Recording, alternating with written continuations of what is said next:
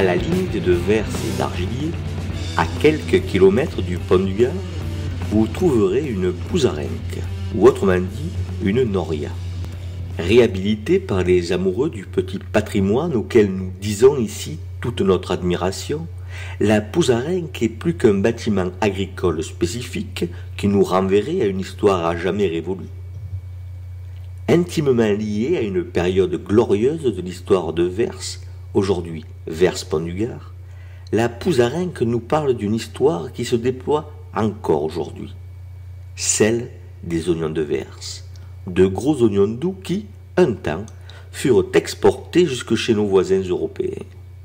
Or, il se trouve que l'auteur de ce microdoc 3D a eu la chance de pouvoir, dans sa thèse et de manière totalement fortuite, démêler les chevaux de l'origine de cette culture spéculative.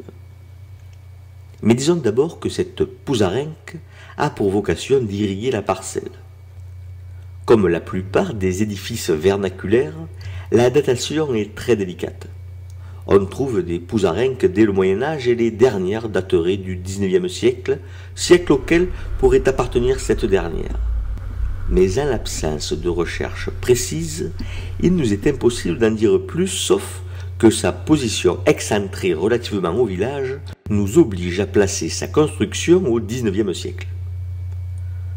Tout commence donc au XVIIe siècle quand, exposés à une crise de production agricole terrible, les villageois de Vers décident de se partager un espace de pâture jusque-là commun, le plan de Vers. Et c'est en défrichant ce quartier d'herbage où, jusque-là, on menait les bœufs puisqu'il leur était réservé, qu'on s'aperçoit de la proximité de la nappe phréatique. On associe donc des plantes potagères gourmandes en eau, dont l'oignon, avec les emblavures qui couvraient l'ensemble du quartier. La nature du sol, terrasse alluviale, limoneuse et sableuse, va révéler tout le potentiel de l'oignon qui trouvera là l'eau et le substrat idoine à son développement. L'oignon y est si bien que la sélection effectuée par les cultivateurs permet d'obtenir, génération après génération, un oignon très gros et d'une douceur étonnante.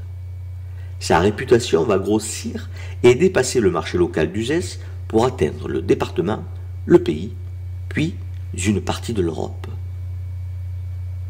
Le repas du vendangeur au XIXe siècle, ce pauvre bougre qui ne trouve à s'embaucher que lors des grands travaux agricoles, que ce soit la moisson, la vendange, les olivades, il était nourri par le patron, dans la vigne, à midi, et son repas était fait de pain, d'un gros oignon de Vers et d'une bouteille de piquette que l'on hésiterait aujourd'hui à utiliser dans une vinaigrette.